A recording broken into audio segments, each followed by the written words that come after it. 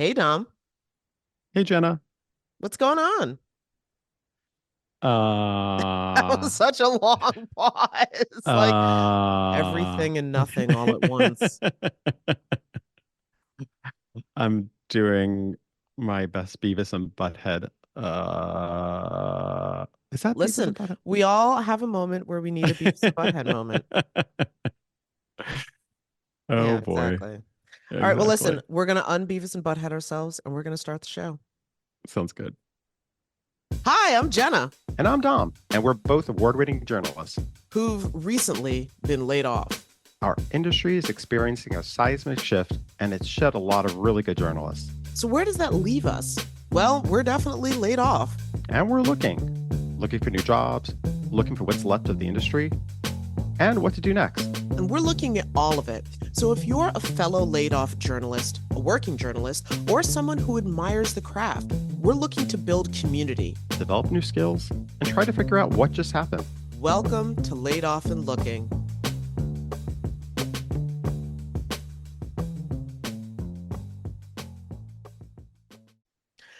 All right, Tom, it has been another busy week in journalism.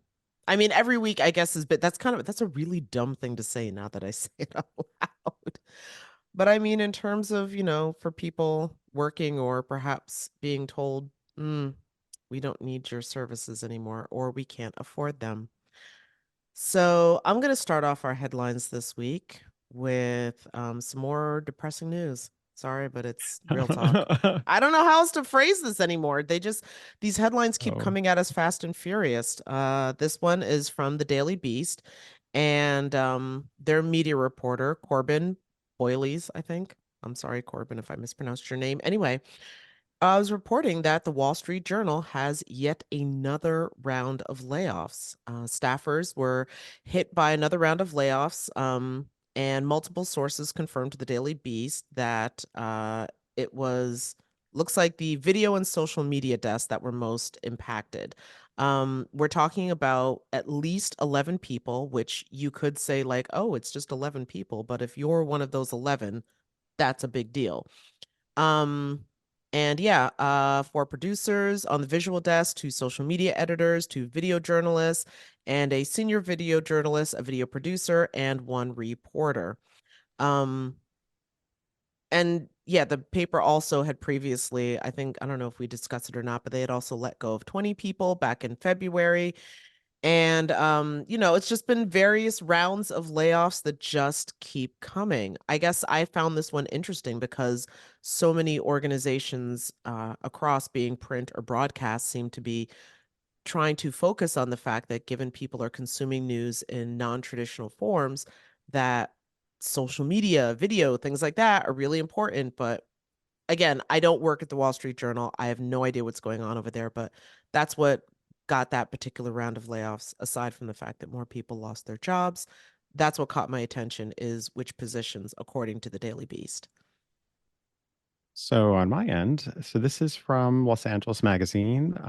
Their headline is about a couple of different local outlets. The headline is LA Taco is the latest local journalism outlet fighting to survive. There's also trouble brewing at the Long Beach Post and Knock LA, both adding to the instability and struggle of the local media climate. The reporter who wrote this piece is Lena Licaro, and just reading a couple of blurbs here from it. Uh, so, in another brutal blow to local journalism, the food and culture centric website LA Taco announced the furlough of its small staff this week. Editor Javier Cabral made the announcement yesterday via Instagram, saying that we frankly ran out of money. The member support outlet is funded by paid subscribers. As of April 10th, it had 1,500 members and it needs 5,000 to pay its staff. If the site doesn't get 3,500 new members by April 26th, it's likely to shut down. They have some monthly membership charges in there just to give them people info, but you know, it's just another sign of the difficulty of running a local outlet, having the financial stability of being able to monetize, whether through, local outlets, and it just again showcases how difficult this all is and how there needs to be, or how what we hope to be, some type of solutions to help with this crisis, where more and more Mm-hmm. places are just folding. And um, yeah, I mean, I'm I'm hopeful that there are changes. It's just you keep hearing these come one after another, and it Well, makes I it was going to say really. everything that you just read in that statement. I'm just like, I feel like we've heard that 10 times over. Like we just don't have the money and it's just but this is like I mean, it's always sad, but this sounds like this was like, a plucky new startup serving food culture and food truck culture in LA is huge. So, yeah, that's really sad to hear. But it also, when we're talking about solutions, kind of leads into we have two interviews today, right, Jenna? We Um, do have two interviews. Yeah, we have two conversations with two individuals who are attempting to use levers of government to help save local journalism, which I I will say was surprising as an option to me. I'm like, can't my thought always as a journalist is that government is something that we cover critically. I never thought of them as being a possible partner in what we do, but a couple of people are saying that's very possible. We had that great conversation a while back with Professor Picard, Victor Picard, who he brought up government has a role to play in this. And so we have two interviews coming up with two more people who actually have legislation pending that we could see start to make changes very soon. a former journalist turned Illinois State Senator Steve Stadelman is on a mission to save local journalism in his state. In January, the Illinois Local Journalism Task Force, which the senator chaired, reported that the state has lost 232 newspapers since 2005, and it's lost 85% of its newspaper journalists. That's the highest percentage in the country. Senator Solomon introduced two bills hoping to reverse these trends. He joins us now to discuss the dire situation in Illinois and across the country. Welcome, Senator. Thanks for joining us. Thank you. Thank you for having me. Absolutely. So, Senator, I just wanted to start off, I guess, at the top and ask what might be a glib or a dumb, but the obvious question, why is saving local journalism so important, so critical? Well, those numbers you just mentioned are staggering, right? Yeah, yeah. 85% of newsroom employees, a third of the newspapers in Illinois alone have closed. And so that's important because if people don't have access to local news and information, that causes a number of problems. One, I think that just tears the fabric of a community. It's not a central gathering spot, resource for news information. That sense of community is really harmed. It hurts the local business community who rely on local media outlets to advertise their product. So I would argue that it hurts a community's economy as well. But I think also, as we're finding, is with the decline in local journalism, that has helped lead to a polarization of our political scene as well. When people don't have access to local news, where they turn? They turn to social media. And as we know, that's not the most accurate source of information. In fact, it's an agenda for misinformation and disinformation. So I think social media and those who want to use it for the wrong reasons kind of fill that vacuum, that void of local journalism, and people search elsewhere. And I think that has led to less of a civil discourse in our political conversation and our politics in general, and that hurts democracy, right? So fundamental, if people don't have access to accurate information, what's going on in their community or their state, that is just, it causes so many problems on so many different fronts. Senator, just take us back a little bit to how did the local journalism task force, how did it get started? And, a little bit of background, how long you operated and what you were looking into, making sure that you really got these figures right in terms of how journalism has been affected the past, like, almost 20 years. Well, obviously, I'm a former TV journalist, so I had an immense interest on what's been happening with local news. And so when I became a state senator, it's always been something I've been watching and observing over the past 10 years since I've been in office. And I think the business models and the local journalistic scene has changed dramatically just in the past 5 years. And I saw what some other states were doing, and state government kind of stepping up and trying to provide some solutions to this growing problem. And I just wanted Illinois to be part of this conversation, a national conversation. And so I formed the task force, one, to find out what the potential solutions are, what the academic experts thought maybe could be done, Mm-hmm. and really kind of looked at some of the other things that states had done. And I think it's still a relatively new area. But I thought a task force with academic experts, journalists themselves, groups representing journalists from all ethnic backgrounds. I just thought it was important to have a conversation, hear what they had to say, find out what's going on the ground, and come up with potential solutions to improving the financial picture for local journalism. So I thought, it was a good start. I had no preconceived notions when we put the group together. I just wanted to listen. And I think we got some really good ideas as far as what's been tried, what potentially could be tried. And that journalism task force led to the two bills you mentioned that I introduced this spring. And it was a bipartisan task force, right? Which is interesting that having both sides sort of on this Yeah, issue. we had Republicans and Democrats. I wanted it that way. I'm not, I don't know if that means we all agree on the solutions, but I at least Right. wanted everybody with a broad perspective in the room talking about solutions, no matter what your political perspective may be. Okay, so Senator, I'm wondering if you could tell us specifically about these two separate bills and what it is that what they're titled, what they're called, and what it is that they're intended to do.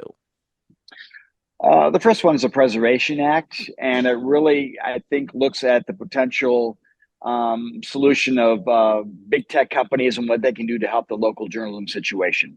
As you know, a big problem for local media, a lot of their local ad revenue, their ad dollars have gone to big tech giants.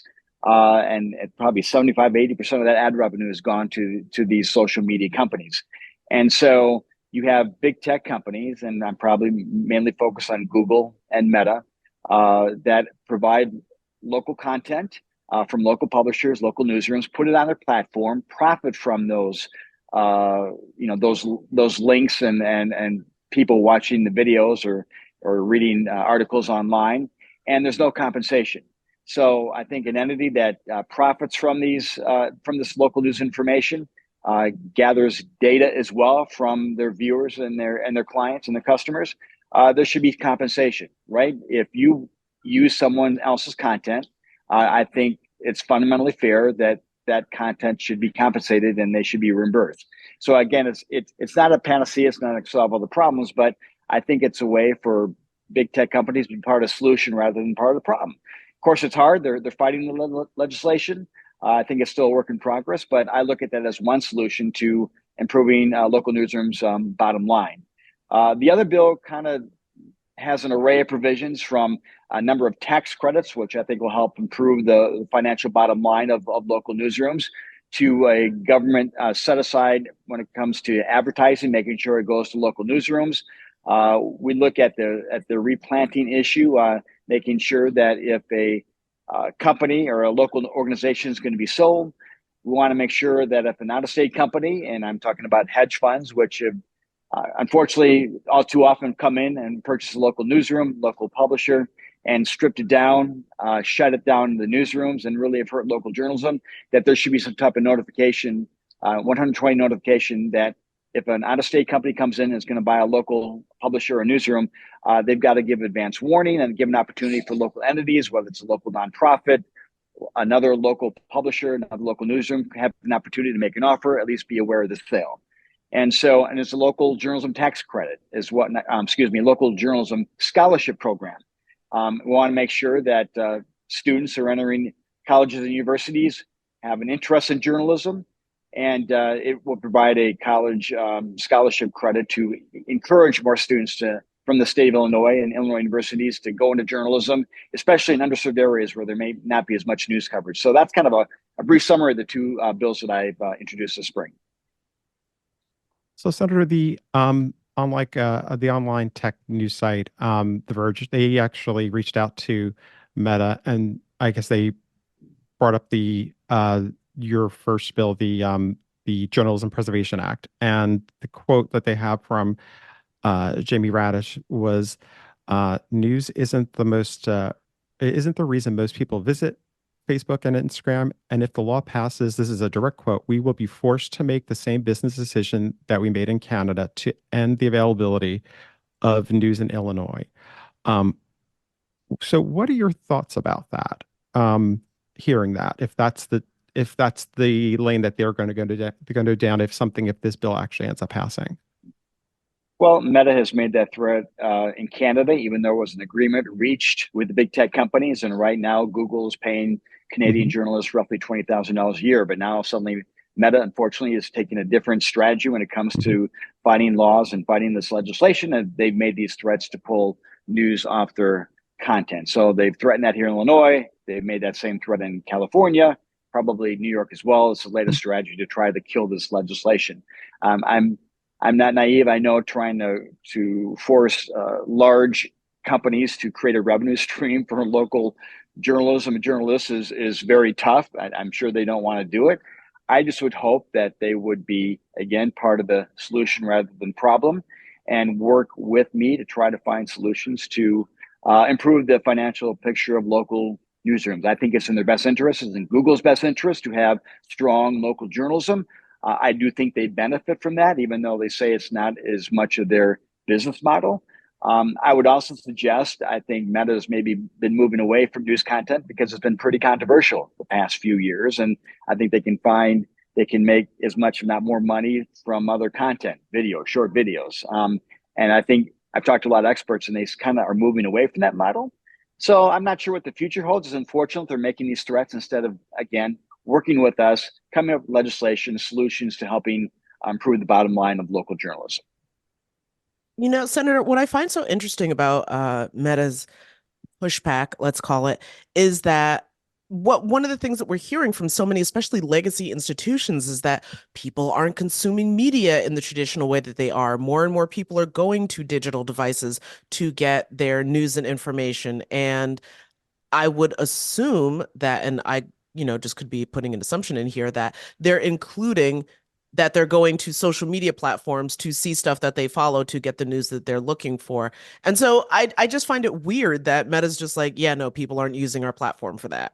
Like, have any of the research that you've done, has it shown one being more true than the other? Or are they both simultaneously correct? That's a really good question. You have to assume what Meta is saying is accurate information. I don't have anything to corroborate that.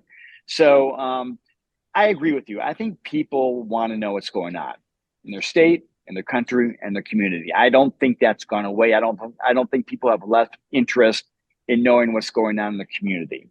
So I think to your point, the business model is changing. The devices they're using is changing. I have 3 college students, and you know, obviously, you probably know what a newspaper is, but they have TikTok feeds, they have Instagram, and other news feeds on their devices. So they consume and look at news in a much different way than I did. I'm obviously a bit older. But the point is, they still want news and information. The way they receive it and how it's distributed are going to change, has changed, and will continue to change. But again, fundamentally, people want that news content, and we got to figure out a way to make sure we distribute in a way that is attractive to people and they're going to view it. But I still fundamentally, people just want news information. That's not gone away. And so when I hear Meta say people aren't as interested, or it doesn't drive their traffic, I'm suspicious.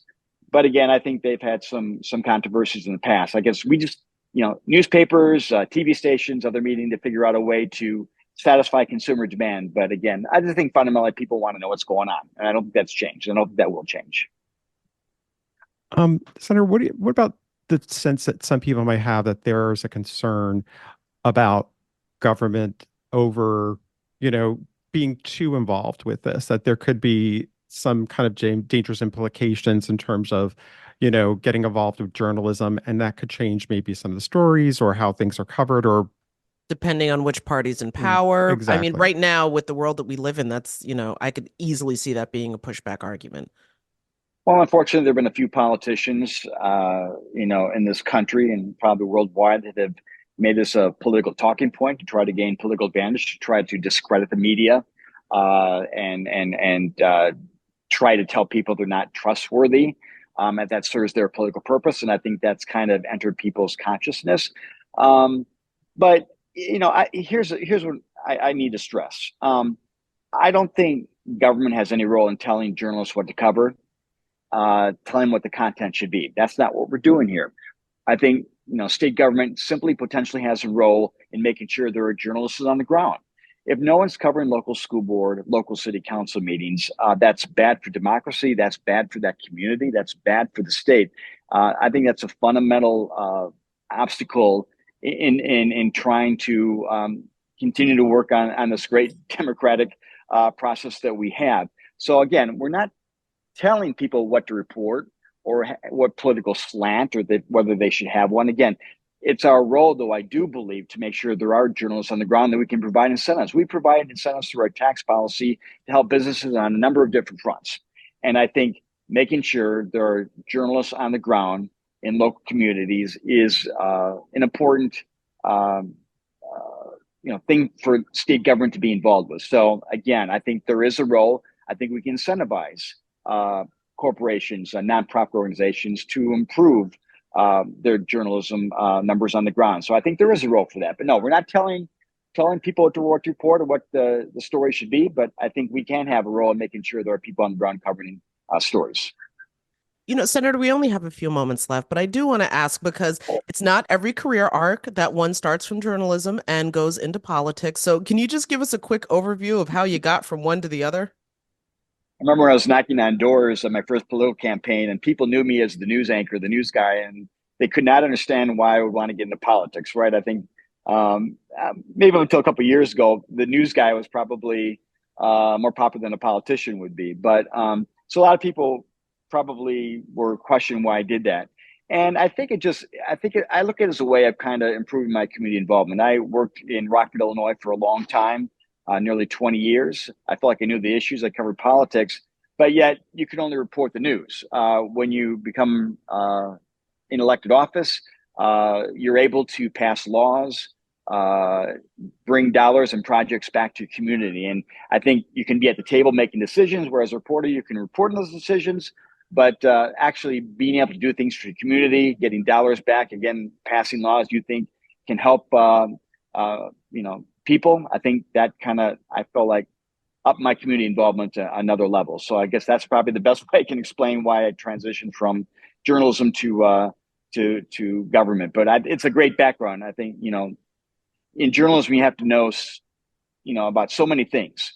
And I think as a state lawmaker, that's kind of the same way. It's like drinking out of a fire hose. You have a lot of information coming your way. You try to understand as much as you can and try to make good decisions and pass good legislation. And the same way as when you're a reporter, right? You have all this information coming at you. You've got to report an accurate story and let people know what's going on. So I think in a way, the two careers are intertwined and have helped me in both situations.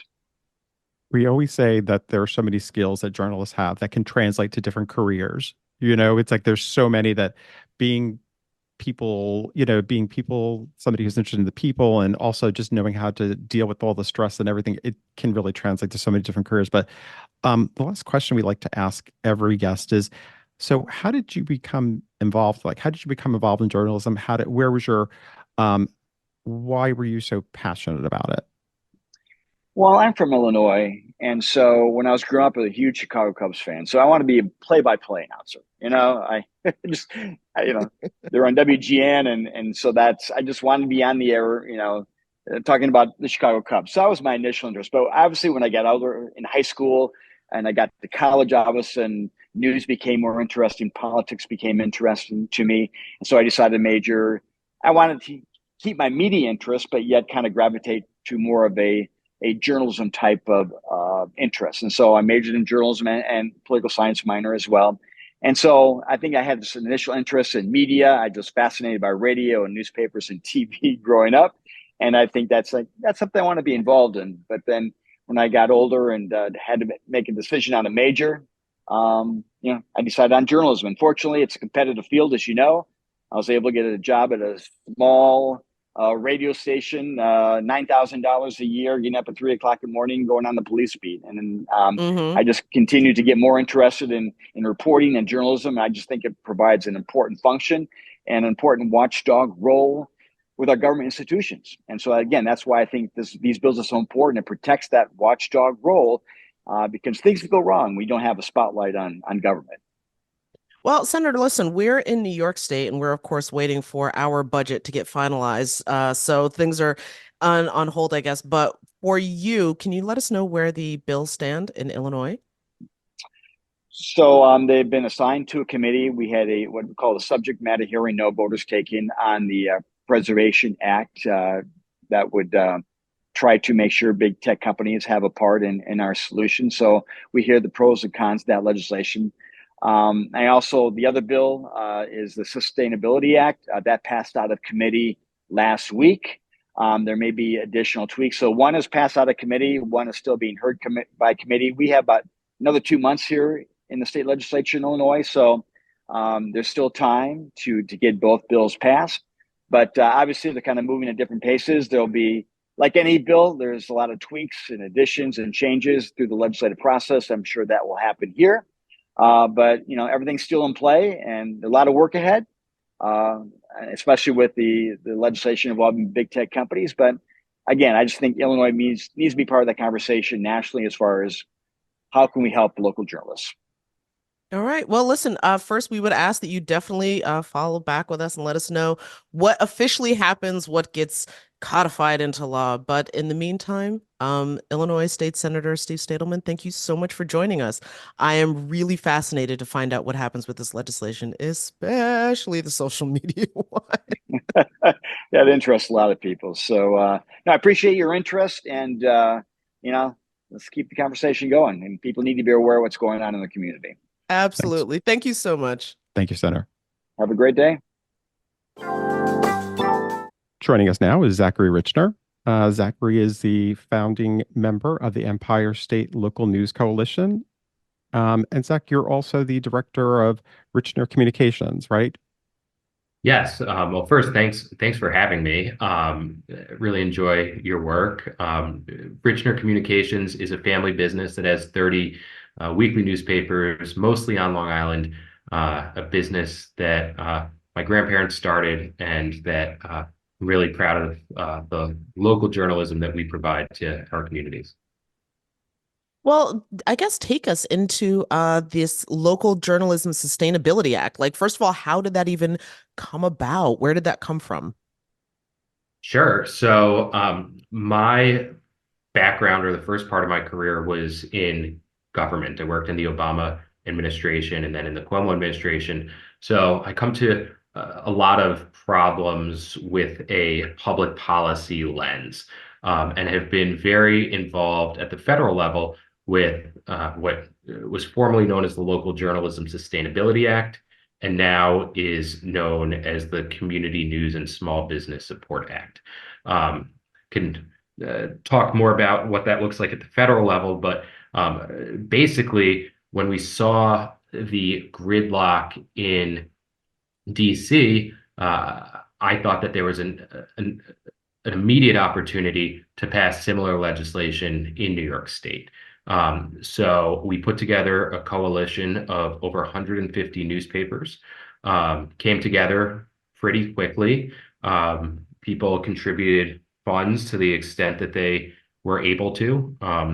And we hired a fantastic public affairs, government relations team to really move this bill that had been introduced back in 2021, but not made much progress to where it is today as we speak, which is on the precipice of being in the budget, the final state budget, which, fingers crossed, by the time this airs, it will have passed. But that's really the nexus of or the genesis of this. So, what specifically is the goal that this bill is setting out to do? Like, I mean, so the notion of there's need for support for local journalism, Right. we definitely feel it. I think a lot of other communities that are lacking robust local journalism are feeling it. But what is this setting out to do? So, quite simply, it's to make sure that communities have real local news organizations in their towns, villages, counties. And the way that this bill does that is it provides tax credits to local news organizations based on their journalists' payrolls. Um, so it's all about making sure that we link this with jobs so that you don't have these news deserts, you don't have these ghost papers. It really does incentivize hiring among local news organizations because, of course, at the end of the day, the local news organization is only as good as their boots on the ground journalists. Definitely facts. So when it comes to how it's going to affect or be based on reporters' jobs, can you basically unpack that a little bit more? Because one of the Sure. things that we've been discovering as we've been talking to people about local journalism is that part of the problem with local journalism is that sometimes these salaries can be so low that it becomes like, a part-time job or almost, a hobby that somebody's doing. So when you're talking about making sure that salaries that are worthy of a tax cut, how does Right. that work? Yeah. So just the simple math is that um, each news outlet is eligible for up to $200,000 in tax credits. And the way that that is calculated is the tax credit gets applied to the first, or 50% tax credit gets applied to the first $50,000 of a journalist's salary. So if somebody is earning $40,000, the tax credit to the news organization would be 20,000. If they were earning $100,000, the tax credit would be $25,000 because it's only applied against that first 50,000. So that's how the numbers are calculated. The program in New York State is capped at a total of $20 million, which, of course, we would love for that number to be higher, but we're also very happy and appreciative that the legislators have pushed for this number, which for a first-time tax credit is pretty high. If you look at the film industry tax credit that is now at about somewhere between 700 and $750 million. That started out a few years ago at $25 million. So the whole idea is get your foot in the door, show that this is sound public policy that will actually, incentivize hiring and good journalism, and maybe reverse, or not maybe, but definitely reverse some of the news desert trends we're seeing, and then expand this in subsequent years. And Zach, actually, what's been really interesting with this has been the support for this bill, that it's you have a lot of bipartisan support with this, which is what's hurt certain other bills in the past. Can you A lot explain a of little other bit how that bills. came about? I think that local news is very much a bipartisan or nonpartisan issue, and something that, um, uh, in my mind, is critical is differentiating between national media and local news, uh, and not just throwing everything into the same bucket. Because at the national, like a lot of the national media is partisan and entertainment driven, but when it comes down to covering your high school soccer games, or who got married or who died, or the village budget vote, like that's something that most people can agree on, and also they see it with their own eyes. So I know truth has sadly become a bit subjective in our society, but when you can actually see something with your own eyes and you live it and breathe it uh, multiple times per week, it's much harder to have truths that diverge from one another. So everybody is supportive of local media. They love their local newspaper, local TV, local radio station. And we're very fortunate that here in New York, we see tremendous bipartisan support. And even at the federal level, on the Community News and Small Business Support Act, right now we have, I think at last count, like 40 sponsors, and those are in the House, and those are completely split 50-50 between Democrats and Republicans, which I think is pretty cool. Like, there's not Mhm. many issues right now in our country that the vast majority of people agree on.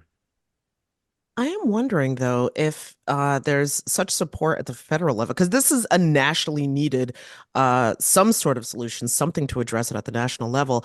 What happened in Washington? I guess that feels like a dumb question at this point. What happened in Washington? But um, yeah, why is this only happening in New York State right now? So I think that there is definitely appetite across other states to do this, and we've heard rumblings about people looking to introduce similar bills. There have been in some other states similar bills that have been introduced, but not necessarily had gotten the same level of traction that we've gotten here in New York. Um, I believe that New York will be the first domino to fall. And if we are able to pass this in New York, you will see other states follow suit. Um, at which point, hopefully, the federal government takes action. But as we all know, there's tremendous gridlock right now on all issues. So even though there is a lot of support for this, I mean, you just don't see anything getting done. Um, it was in the Build Back Better plan a few years ago.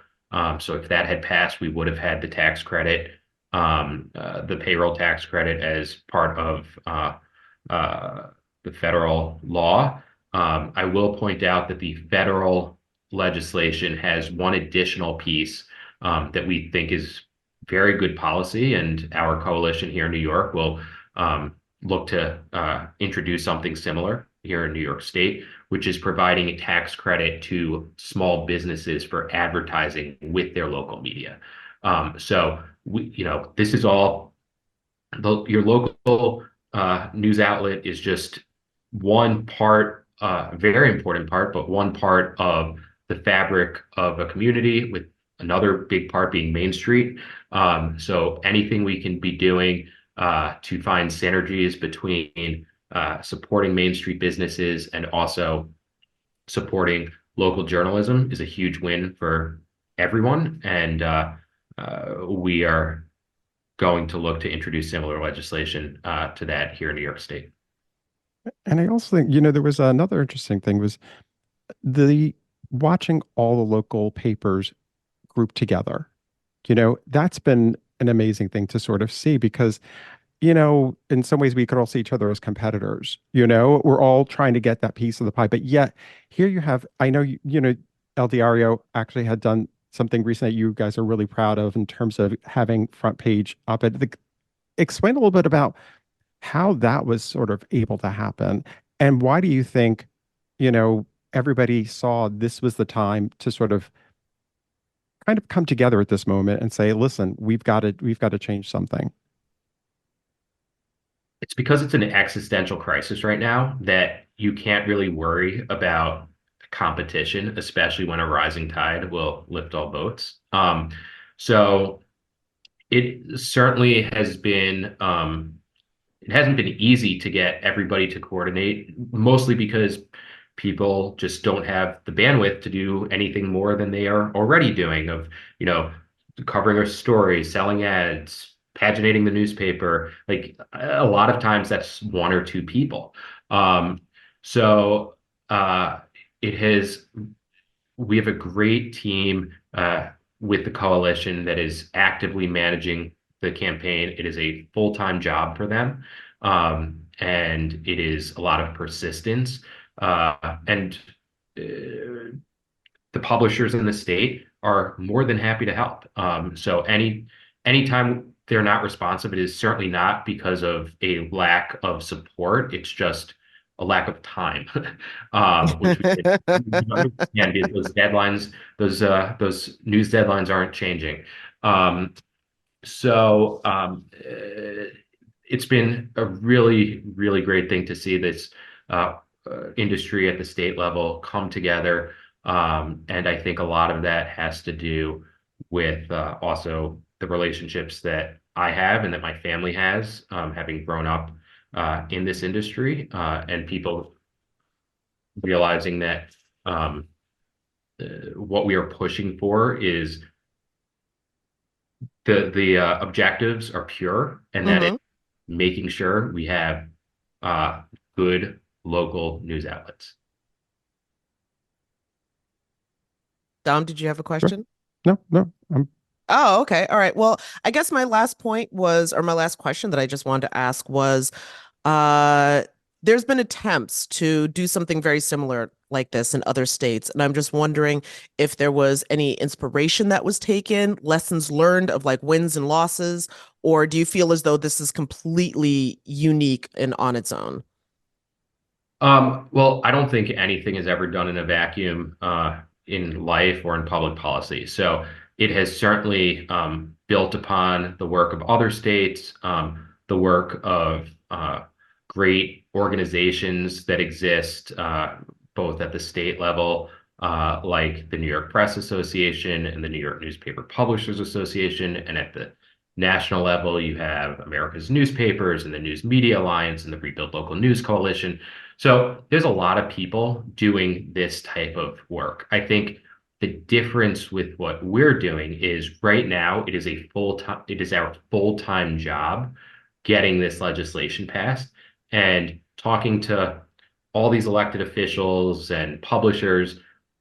It's difficult. And a lot Yeah. of other, organizations have they have members to deal with and conferences and other legislation they're working on. So I think we have the privilege of being singularly focused on this, which is really helpful. All right. Well, Zach, thank you for taking time to explain what's hopefully going to come out of Albany. Sure. Um, And yeah, I would be remiss if I didn't put a plug in for our website, which sure. is savenylocalnews.com. You can go there to stay up to date on everything that's happening with the Local Journalism Sustainability Act, and then also our legislative priorities moving forward, which we'll be announcing shortly. So yeah, this has been such a wonderful discussion, and I want to thank both of you for all that you're doing to highlight the work of local journalism organizations and the people in that fight. So thank you so much. Absolutely. All right. Well, Thank you, again, Zach. Zach, I'm gonna butcher it again. Say your last name for me one more time. Richner, Richner. There we go. Zachary Richner, founding member of the Empire State Local News Coalition. Thank you so much for joining us. thank you. All right, cool.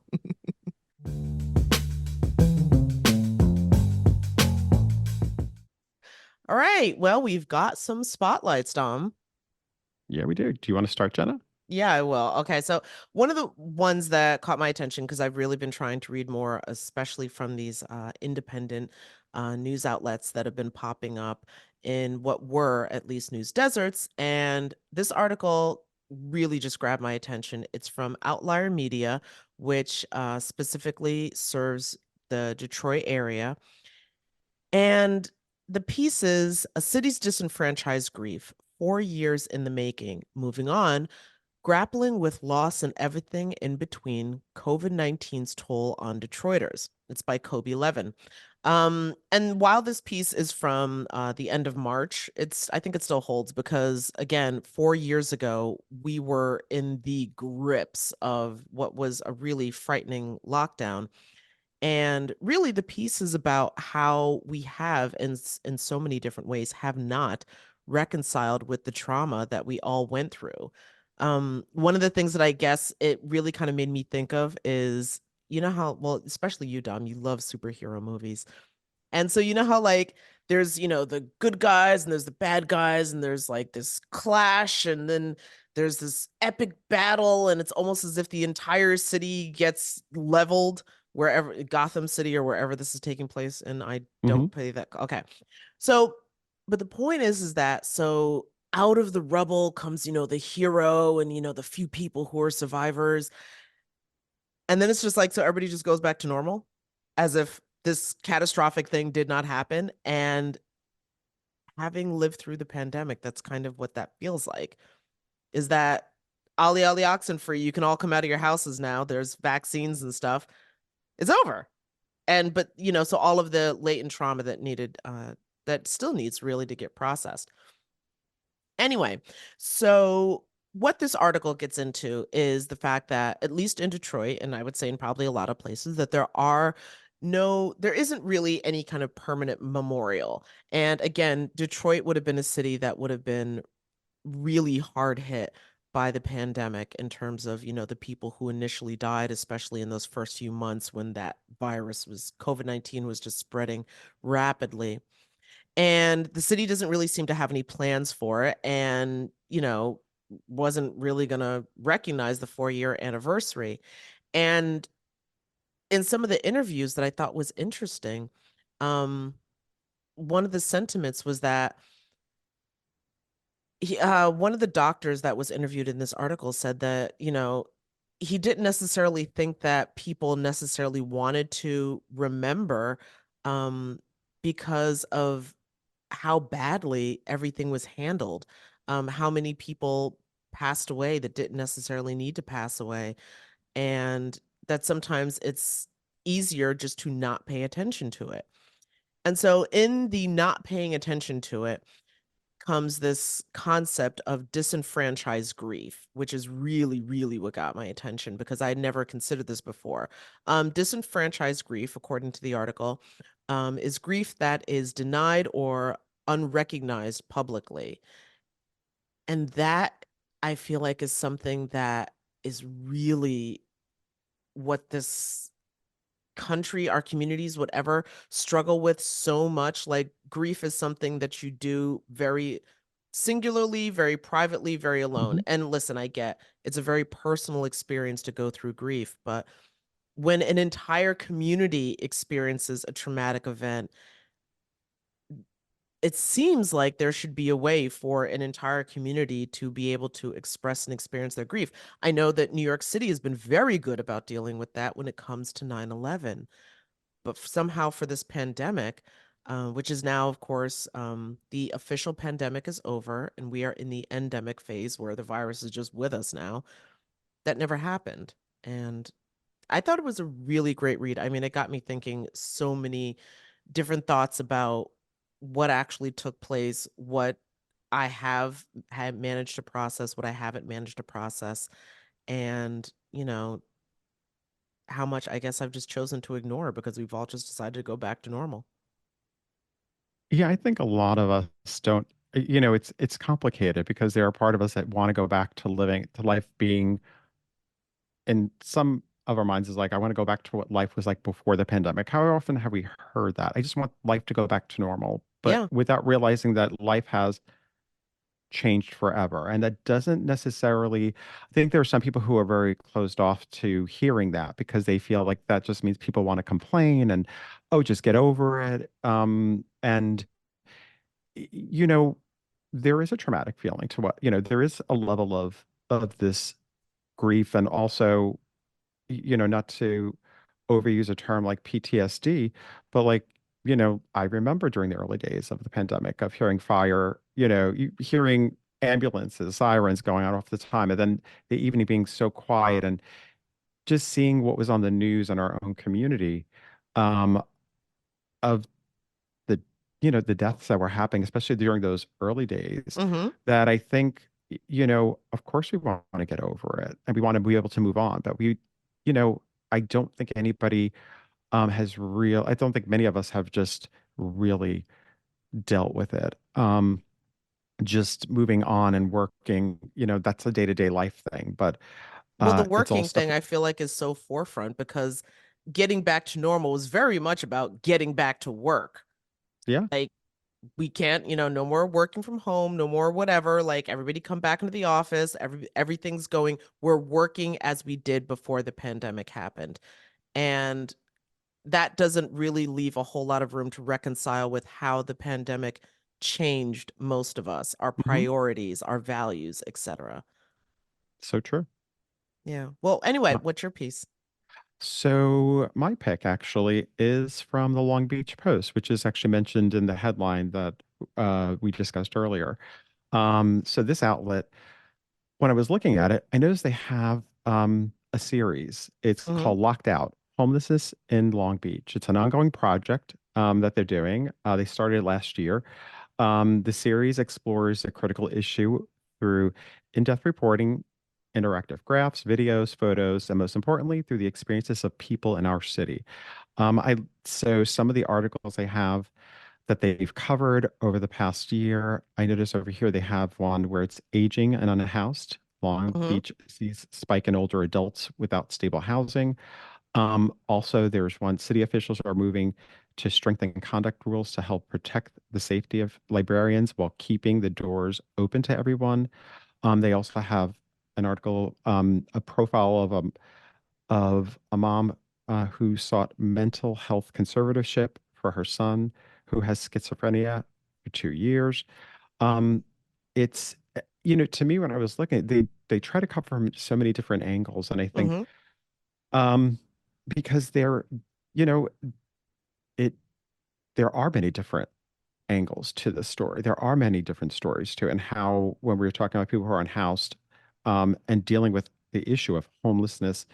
Um, I just think I give them a lot of credit because I know this type of investigation isn't cheap. Uh, it's also not always this, it's one of those things where people will say that's the on the top of our list of what we want our local journalism or local communities to address. Yet sometimes when it's out there, it isn't discovered, it's not heard of because it doesn't get, pushed out there. And Mm-hmm. I, this is what I feel local journalism is all about, telling the stories that are trying to find solutions and talking to people within our communities that just doesn't get heard enough and maybe isn't, people can see this and feel like I get it. We all love being able to have certain stories that are positive and what we deal being good news, but there is positivity in talking about how do we solve these really complicated issues. So I definitely recommend people checking that series out and sort of us becoming a little bit more aware in our own surroundings of how we deal with these critical issues because they are only seeming to be becoming just more in focus. So, Mm-hmm. No, I think that's great. There's unfortunately so many different paths that can lead a person to becoming unhoused. And whether it's comfortable or not, I get it why it's not. These are still members of our communities. These mhm. people are still members of our communities. So I think that's a great series. All right. Well, I guess we're going to leave it there then. Yeah, All another right. great Well, show. until next week. Bye, Jenna. Bye, Dom. Laid Off and Looking is an independent podcast conceived of and created by Jenna Flanagan and Dominic Camia.